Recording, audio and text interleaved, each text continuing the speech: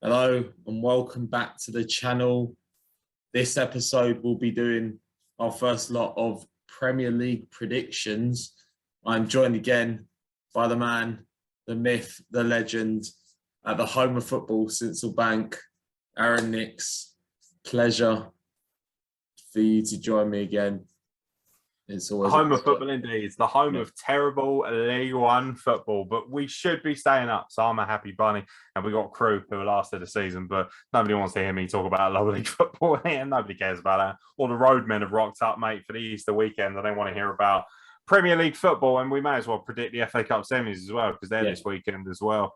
Right, I've got the fixtures list. So whenever you're ready, mate, I can fire them at you. Absolutely, fire them at me, mate. Right, let's start with the Premier League. Tottenham Hotspur at home to Brighton and Hove Albion. So I actually went to the Arsenal game against Brighton, and Brighton were, very, very organised. I mean, for my problems, Arsenal, didn't show up in shock. Yeah. The identity of the team is lacking. I feel like the players did play, above their faculties, above their station for a large part of the season. A lot of fans are very upset with, Arsenal maybe potentially missing out on the top four spot. But I feel like, with the injuries that Arsenal have had, I feel like even a top six, finish is progression this season. And I know we've made a few big name signings, but they're there for a few years' time, it's an investment, and investments, cost money. So I don't really get why people are so upset about a top six finish. And I'd love to finish top four, but Rome wasn't built in a day, and it's still a project that has a few years to go on it. And as I've said, we've missed, like, our right back's been injured, our left back is now injured. We've had midfielders out at times as well, and I think maybe the selling or releasing of Aubameyang might come back to haunt Arsenal, even though he was a bit of a dead weight and a bit of a troublemaker. Not a troublemaker, but a bit of a nuisance. But it's all very well and good, mate, but it doesn't answer my question, does it? Who wins, Tottenham or Brighton? Who's talking about Arsenal? Nobody cares about Arsenal, mate. Perennial fifth place. Don't worry about that. Yeah. I think Tottenham continue their good momentum here. Brighton, showed up at the Emirates. I don't think they show up this weekend. I'm going to go for a 3-1 win for Tottenham. 1-0. I reckon 1-0. I think Brighton are on the ascendancy again. They had that really good start to the season, then they kind of dropped off. They had that massive streak. I think it was like 7. Wasn't it like 11 games where they didn't win or something stupid like that? They just kind of. It's one of those things where if they hadn't had such a good start, they might have actually been in serious trouble down the bottom half of the table. And then all of a sudden, they just come good again and sort of pick the bones of Arsenal a little bit. They're back in front of a Tottenham side. It's one of those things. They'll either get something or they get blown out. I quite fancy them to get a draw, though. I do. Man United at home to Norwich. I don't even think Man United can, throw this one away. Surely not. It's been a sketchy season for them. With all the turmoil, I think Erik ten Hag has been, approached, and I think he may have agreed in principle to join. But I just don't see, the identity of Man United. But I believe they'll win against Norwich. I'm going to go I think it'll be a tight game. I think 2-1 Man United. Yeah. Norwich have tried, they've turned up late in the season. And they're picking up. They got another win again on the weekends, and it's one of those things where you just think they'll give it a go. They'll give it a go. And Man United are in fragile state. You look at them, and you're like, they lost 1-0 on the weekend, and it's one of those things where I think they lost to Everton, didn't they? Yeah. And if in the second half, it never felt like they were really gonna. I don't feel like I never sat there and thought they're gonna get an equaliser. They're gonna get an equaliser. It just doesn't feel like Man United under Fergie, where they just would always get it done. They looked fragile. They didn't create much. I don't think Ronaldo has actually been conducive to a good atmosphere at United this season. That really, people are like willing to give him a complete fucking side berth. They're like, no, whatever. Ronaldo can't do anything wrong because he's one of the world's greatest players. We all know he is. That's not a problem. But he's also a cocksucker. Sorry, but he is. He's a fucking asshole. He's a little shitbag. He's an arrogant prick, and he believes that the team should run through him. Now, I haven't got a problem with the best players in the world thinking that they should prominently be able to do what they do. But you've got to be able to bring people up around you. Ronaldo does none of that. Fernandes should have been absolutely lights out alongside this guy. No, egos, fucking egos. And wherever Ronaldo goes, do you know what? If it's not working for the first 15 minutes, all of a sudden, he starts having a little fucking cry and he starts fucking having a whinge. And before you know it, his toys are out of his pram. And now all of a sudden you're thinking, oh, is he going to resign? Is he going to fuck off to another team? And it's just like, okay, cool. Like, you're supposed to be the prodigal son. And for me, I don't think he works hard enough. And if Chelsea fans are going to lament Lukaku for his behaviour, I think, all right, Ronaldo hasn't come out and said, it's shit here, fam, let me go on. I want to go back to Italy or whatever, which is what Lukaku's doing. But it is that kind of thing of like, I just think he is not a fucking leader of men. He is a world-class athlete, one of the best footballers to ever live, but he's not a good leader. I don't think so. And I don't think he's able to galvanise this team. And I quite fancy Norwich to make it difficult for them, but I do think Man United still win 2-1. Yeah. Southampton at home to Arsenal. So you've already told us all about Arsenal and their, your lack of top four finish, with which it many times was literally Arsenal's fucking go-to trophy. Yeah. Did Southampton cause an upset? I don't know. I don't know what Southampton's going to turn up. Will it be the Southampton that took the field last week, or will it be one with something to prove? I do see Arsenal winning this game. I see Arsenal picking up a 2-0 win. I saw them beating Brighton. That didn't work out well either. Yeah. I don't. Do you know what? There should be a moniker here, and that is do not fucking trust Arsenal. The one thing I will say is Southampton have really dropped off in the last few games. They've lost 4 of their last 5. They haven't won a game for quite a while, in more than 5 now. I can't remember how many it is since they last got a win. There's quality there, but not enough to get that push. At one point, we're thinking, here we go, Europa League. We can really smell it here. Like, they might be getting to the Europa League, and now they're down to 14th. You just think, now admittedly, the teams they have played, they lost to Chelsea 6-0. They played Man City as well, but they lost to Watford and Newcastle back to back. You cannot be a European contender and lose to teams like that. You cannot, especially Newcastle, who can go fuck themselves. Fucking Arsenal make me nervous because Southampton are in poor form, and Arsenal are dropping points to Palace. They're dropping points to Brighton, and you're like,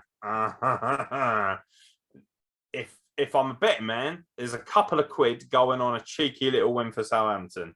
But from the stats and the way Southampton have been playing lately, and especially being totally bummed by Chelsea, who also have had a bit of a rough time other than that result, I think Arsenal will edge it 1-0. I don't think it'll be a good game either. Yeah, I think it'll be a bit rough. Right at home about. Also, get your boy Gabriel to sort his shit out and all. He's giving me an headache, mate. I know you love him. I think he's a knob. An absolute liability, fam. He's becoming the new David Luiz. Get rid of him. Useless. Fucking useless. Again, same old fucking story of Arsenal. Get some players with a backbone. Get some players who physically can handle the game. Not all these fucking lightweight fannies running around who look like they sell sweets at a fucking corner shop, bruv. Like, useless. They are literally the pick and mix of the Premier League, getting on my nerves. Watford own of Brentford. It's been a very, rough season for Watford here. And, they have to go back to Watford every game, so... Yeah. I mean, Brentford have been the surprise package for me. I thought they'd be lingering around the relegation battle, but they've, steered clear of it for the majority of the season. And I think they'll win. Watford have been leaking goals. I think Brentford are going to do them 3-1. Brentford are in great form as well. 1-4 of their last 5. And obviously the 4-1 win, where they, I think it was Chelsea, wasn't it? Pumped Chelsea, and you just thought, hello. Jay Miller crying into his fucking shitty A1 sauce. I really like Brentford, and obviously, how can you not root for them with Eriksen as well? It's one of those things where you're like, this is a team I like. They're the team that we want to do well. They remind me of when Blackpool won the Premier League and they were upsetting people. And you'd like to think they've done enough now that they shouldn't be dragged in. But they're only one place above Southampton. But one of the reasons they're up to 13th now is because of that nice little run they've had in the last few games, including that win. And I'm sorry, you got to beat Watford. So I'm going to go with Brentford to win 3-0. 3-0. They'll beat Watford. They also got a good win over West Ham the other week as well. Yeah, exactly. They're beating some of the better teams. And if you look at their record, the teams they have beaten, the Arsenals, the West Hams, these are all teams that are pushing for top 4. These are teams that are looking for European football. And Brentford have been, and Brentford, it's all about consistency. A bit more consistency, and they could be legitimately top 10, even top 7, something of that sort of nature. Moving on to Sunday's fixtures before we quickly touch on the FA Cup, obviously. Newcastle, everyone's favourite Saudi merchants, are at home to Leicester City. I think Leicester will nick this. I honestly do. I really hope so. Although we do have to be wary of whether Leicester are going to, put all their eggs in one basket and focus on the Europa Conference League. Obviously, they got a big game against PSV. So we don't know whether they're going to, put their eggs in a basket. I don't know if the Conference League, if you win it, you get the UEFA Cup spot next season. So I'm not sure. I know it's incentive in the world, is it? I normally don't sniff at trophies, especially being a lower league fan. Like when Lincoln went on that cup run, it was the most magical thing I've ever seen in my life as a football fan. But it's also that thing of like the Conference League, the B League for the Europa League. Like, no, absolutely fucking not. No, not happening. No, just no. Also, Sevilla out, which infuriated me. Fuck you, West Ham. Fuck them. I think Newcastle are going to pinch this 1-0. They've been very organised, and even the games that they've lost recently, it's been tight, and they are working very, very hard. Maybe complacency might step in a little bit, because people are saying, "Oh, they've taken a big stride away." They're 10 points clear of relegation, and the teams they're 10 points clear of the team, might I add, who are top, third from bottom, Burnley. So, and also Leicester, woefully inconsistent this season. They're hovering around mid-table. I think they're 9th at the moment. They're just not consistent enough to be a genuine threat. They're playing good football at times, I think Newcastle win 1-0. West Ham are at home to Burnley. The battle of the claret and blue. I see West Ham eking out a win here. I'm going to go 1-0. I think it'll be quite an attritional game. Quite a battle, really. I think Burnley will give them, a few scares, but I think West Ham will pull out a win by 1-0. Yeah, I think West Ham win 2-0, comfortable. I think Burnley they're playing tough and they have a chance of getting out. This is a crucial game for them if they can get something here. But and West Ham, it feels like Europa League. They've chucked all their eggs in that basket, haven't they? They're going for the European glory, and it's like, and I understand that after beating Sevilla, they must have felt quite confident. But for me, Leon are the favourites anyway. So it's like, ooh, but you never know. You never know. Yeah, West Ham to win. I think so. There is also the small matter of the FA Cup this weekend. One of the big glamour ties, and then one not so glamorous when you think about what's going down. Man City versus Liverpool playing the first semi-final. Obviously, second time they've played at Wembley this season after the League Cup final. Not the League Cup, sorry, that was Chelsea, sorry. Yeah. But it's the second time for Liverpool at Wembley anyway.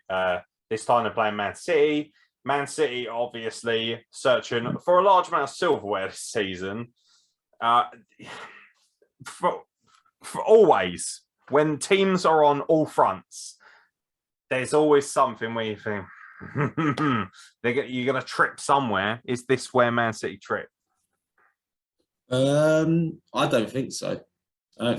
Obviously, Man City can do the treble. Liverpool have still got the quadruple in their sights. I know the league's not in their hands now after the 2-2 draw. No. But I do think Man City are going to eke this one out 2-1. I'm going to go for Man City win. Yeah, I think it would have been very interesting to watch this game if Liverpool had won last weekend. Because then all of a sudden Man City are like, oh, shit. Like the league is kind of up for grabs. But it's still in control to them. So I feel like they've got a mental advantage, a mental superiority going into this game. Should be a fantastic game. You'd hope it would be a great showpiece to really, it's just say, hey, watch the FA Cup because it's fucking great. I want Liverpool to win. I don't like Man City.